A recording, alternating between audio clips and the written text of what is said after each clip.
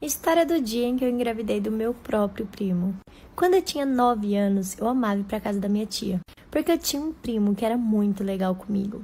E ele tinha por volta de 13 anos. Quando eu ia pra casa da minha tia, a gente brincava de várias coisas. A gente assistia filme, a gente andava de skate, eu maquiava ele, coisas de criança mesmo. Até que um dia a gente resolveu brincar de casinha. Sim, ele era o pai e eu era a mãe e eu peguei uma boneca que eu tinha levado pra ser nossa filha. Até aí tudo bem, a gente brincava como se fosse criança mesmo. E daí um dia a minha tia teve que viajar por 3 dias de trabalho e o meu primo pediu pra eu ficar com ele pra ele não ficar sozinho. E a gente resolveu fazer uma festa de pijama, eu e ele. Até que a gente decidiu ver um filme. Nessa época eu acho que eu já gostava dele, até porque eu já tive outros namoradinhos na escola, né? Mas pra mim ele era muito diferente, porque ele era muito carinhoso e sempre cuidava muito bem de mim. Então eu decidi beijar ele. Parte 2 da história de quando eu engravidei do meu próprio primo. Continuando, quando eu beijei meu primo, eu já era 4 anos mais velha. Eu já tinha 13 anos. Na hora que eu tava beijando meu primo, ele ficou meio assustado, mas continuou me beijando. Até que o beijo foi ficando mais intenso e rolou. Não era pra ter acontecido porque eu ainda era virgem, né? E não nos prevenimos. Mas até aí tudo bem. Depois de 3 meses, a minha menstruação não descia, mas eu nem fiquei desconfiada porque ela era atrasada mesmo. Até que um dia eu passei muito mal e a minha mãe teve que me levar no hospital. E eu fiz o exame de gravidez e deu positivo. Eu saí correndo pra ligar pro meu primo, pra contar da gravidez, e ele simplesmente não aceitou ela. E eu não tive coragem de contar pra minha mãe quem era o pai do meu filho. Falei que tinha sido numa festa e que eu não lembrava, sendo que eu estava grávida do meu próprio primo. Não sei se ela acreditou, mas ela aceitou a gravidez. E hoje eu tenho 14 anos e um bebê de 4 meses. E eu ainda amo muito meu primo. Essa foi mais uma história enviada por uma seguidora. Me manda sua história nesse app aqui. Até a próxima história. Meu nome é Daiane, e eu fiquei viciada em ter filhos aos 17 anos. Eu não cansava de engravidar, até que deu tudo errado.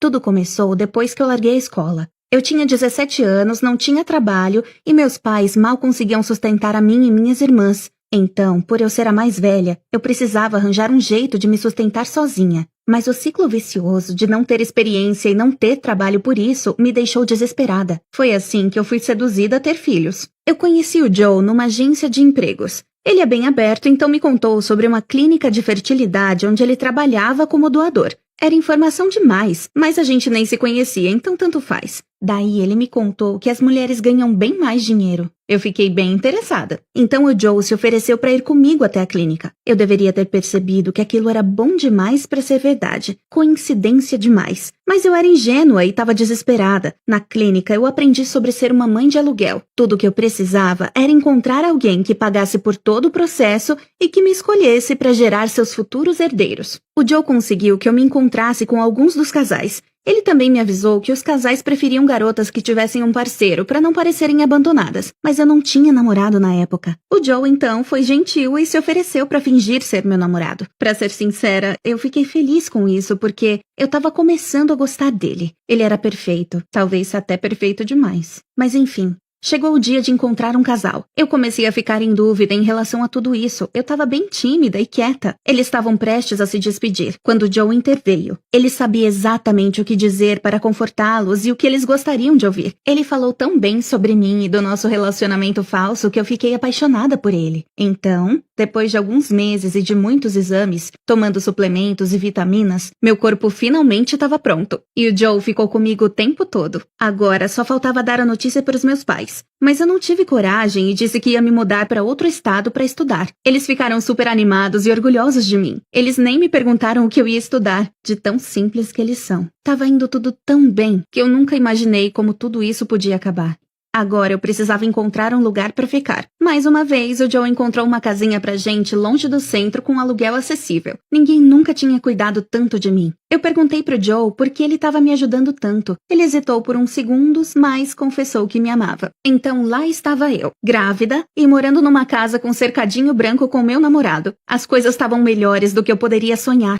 O casal nos visitava sempre. O Joe os convenceu de que eu precisava de mais sol, então eles compraram uma viagem de 1 mês com tudo incluso pra gente nas Bahamas. Eu sempre mandava fotos das minhas viagens pros meus pais. Antes disso, eu não tinha saído nem do estado e agora eu tava na praia em outro país com o homem que eu amava. Eu adorava todo o cuidado e o dinheiro que recebia do casal. Mas às vezes eu pensava que aquele bebê era nosso. Achei que dava pra fazer aquilo pra sempre. Mas logo tudo isso seria destruído. Bom, a gente fez isso mais 5 vezes. Inseminação, férias, pagamento. O Joe cuidava das finanças e eu tava tendo os bebês. Só que a cada vez que eu entregava um bebê, eu me sentia mais e mais vazia e deprimida. Mas o Joe tava lá pra me apoiar e me ajudar a seguir em frente. Depois do 6º parto, eu perguntei pro Joe se não tava na hora de termos um bebê nosso. Ele ficou mudo por tipo 5 minutos. O silêncio já tava bem constrangedor quando ele finalmente disse: "Nós podemos ter um filho quando a gente quiser. Agora é a hora de ganhar dinheiro pro nosso futuro." Então era pra tudo acontecer de novo, como sempre. Mas o que aconteceu depois não dava pra prever. Por ser a minha 7ª vez, eles implantaram muito mais embriões para garantir uma gravidez bem-sucedida. Depois de uns meses, os médicos disseram que eu teria trigêmeos. O casal ficou empolgado e o Joe achou que eles gastariam mais grana com a gente. Mas no exame seguinte, os médicos disseram que eu tinha 6 bebês dentro de mim. Aquilo mudou tudo. Os médicos estavam preocupados com os bebês, que eles poderiam estar abaixo do peso e ter problemas de saúde e que a gravidez poderia ser de risco. O casal também mudou de postura na hora. Eles só pagaram o valor acordado antes da inseminação, pararam de nos visitar e as viagens estavam fora de questão. Além disso, o Joe sumiu. O proprietário disse que eu tinha que sair da casa porque o aluguel estava atrasado. Acontece que eram os casais que pagavam o aluguel, mas o Joe estava ficando com o dinheiro que estava recebendo por mim. Além disso, os casais pararam de falar comigo porque o Joe ficou pedindo dinheiro em meu nome por um tempão. Então, agora eu tinha que voltar para casa dos meus pais sem um diploma e muito grávida. Eles me receberam sem me dar um sermão, só que eles não conseguiam entender os meus motivos para entregar os bebês. Já estava no fim da gravidez e seria internada em breve. Então, minha mãe e eu fomos comprar algumas coisas na farmácia. E para minha surpresa, quem estava perto da clínica com outra garota grávida? Eu tentei ir atrás do Joe para confrontá-lo, mas a minha bolsa estourou e minha mãe me levou para o hospital. A cesariana teve complicações e os bebês eram bem pequenos, mas apesar disso, todos estavam saudáveis. A mulher mudou de ideia quando viu os bebês. O casal nem me viu e eu nunca vi meus sextuplos. Depois da minha recuperação, eu soube da notícia. Eu nunca mais poderia ter filhos. Eu me encontrava com 25 anos, sem dinheiro, sem trabalho, e eu não podia mais gerar meus próprios filhos. E eu nunca mais vi o Joe. Mas eu sempre imagino como devem estar os meus bebês. Eu sentia que eu tinha tanto amor para dar. Foi difícil aceitar tudo isso. Mas se amor e cuidado que eu quero dar para uma criança, existem muitas aí que precisam. Por isso eu escolhi adotar. E eu não podia estar mais feliz, porque o meu filhinho é o amor da minha vida. História de quando meu pai me induziu a fazer aquilo com meu próprio tio. Pra vocês entenderem, eu cresci achando que esse cara era só um amigo da família, porque meu pai nunca foi muito aberto e nunca me contou que ele era seu irmão. Gente, eu sei que é meio bizarro, mas foi o que rolou. Esse meu tio sempre estava em casa e ele era muito bonito, eu não posso negar. Eu só via ele como um amigo do meu pai e enfim. Até que, em um dia específico, isso mudou. Meu pai tinha feito um churrasco e ele estava em casa. Eu fui lá pra comer e ele sentou do meu lado e a gente começou a conversar. Mas assim, uma conversa de boa mesmo. Meu pai já estava um pouco alterado, aí ele chegou e começou a brincar, falando: "Nossa, vocês dariam um belo casal" e coisas do tipo. E apesar da diferença de idade, eu concordava com meu pai. Porque, como eu disse, ele era bem gato. Até que eu e meu tio começamos a conversar mais e ele soltava sempre que eu era muito bonita e coisas do tipo. Já posso a parte 2. Parte 2 de quando meu pai me induziu a fazer aquilo com meu próprio tio. Lembrando que tô fazendo toda a maquiagem com makes de R$3. Como eu já disse, ele sempre soltava umas coisas que me davam a entender que ele tinha interesse. Ele me dizia que eu tinha crescido, que eu estava muito bonita. Então, em um certo dia que ele estava em casa, ele acabou me beijando. E com o tempo, a gente começou a fazer outras coisas também. Fazia um tempinho que a gente já tava nessa, até que ele decidiu me mandar a real. Ele começou a me falar que isso era muito injusto comigo e era muito errado o que a gente fazia. Eu não tava entendendo mais nada, porque pra mim o único obstáculo era a nossa diferença de idade. Aí ele começou a contar que meu pai tinha pedido isso pra ele, porque ele preferia que eu namorasse alguém da família do que qualquer menino por aí. E foi tudo por culpa de um ciúmes nojento do meu próprio pai. Isso foi muito doentio e faz mais de 3 anos que eu não tenho contato nenhum com o meu pai. E lógico que nem com o meu tio. Eu tinha um chefe machista que adorava maltratar a esposa dele na frente de todo mundo. E aí teve um dia que ele foi querer bater nela na minha frente. Aí eu não aguentei, dei uma cadeirada nele, ele virou o cão. Acompanha o que aconteceu comigo na frente. Gente, esse cara maltratava a mulher dele todo dia. Tipo assim, todo dia ele gritava com ela, esculhambava ela, batia na mesa dela. Teve um dia que eu cheguei na empresa, ele já tava lá com a cara desse tamanho. Eu disse, meu Deus, esse homem já tá virado um satanás 1h10 da manhã. Eu já sabia que ia ser outro dia de gritaria, de tudo. Eu só não sabia que ele ia querer bater nela, amor.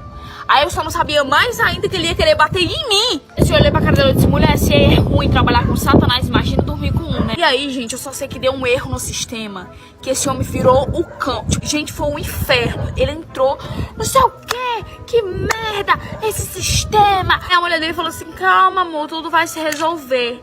Gente, pra que ela disse isso, a pobre? Quando ele veio irritado com ela, ele já veio assim, com a mão assim, pra fazer aqui nela, né?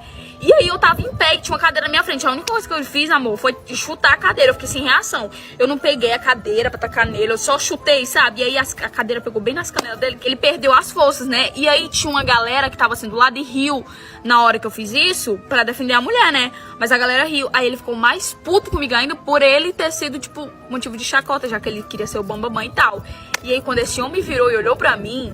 O dia que eu dei uma cadeirada no meu chefe machista, porque ele ia bater na esposa dele, e quem se lascou no final fui eu. Acompanhe o encerramento da trend. E aí, quando ele pegou a cadeira que ele veio, eu travei, eu fiquei assim, ó, eu disse, é meu fim, eu não consegui nem sair do canto, vocês não acham de tanto medo que eu fiquei. E, gente, ele pegou essa cadeira, ele jogou tão longe, mas tão forte, assim, raspou em mim, ó, ele não jogou em mim, mas eu fechei assim o olho na hora, eu sabia que aquela cadeira ia pegar em mim, e não pegou. Aí eu corri da sala, fui ligar pra polícia, olha, o cara ia bater na esposa dele, eu fui, não bateu porque eu acabei batendo no cara, e o cara quis bater em mim de volta, e ele gritando que nem um louco. Acho que aquele homem toma remédio, se ele não tomar, ele tá precisando, e o psiquiatra pode ir atrás. Aí eu comecei logo a chorar, gente, eu comecei a chorar, a polícia chegou. Foi perguntar o que foi que tu ia ouvir aqui, não sei o que é a esposa dele, e aí ela negou tudo. Fiquei com a cara mais lisa que o chão, que ela negou tudo, ela negou do começo ao fim. Me chamou de doida.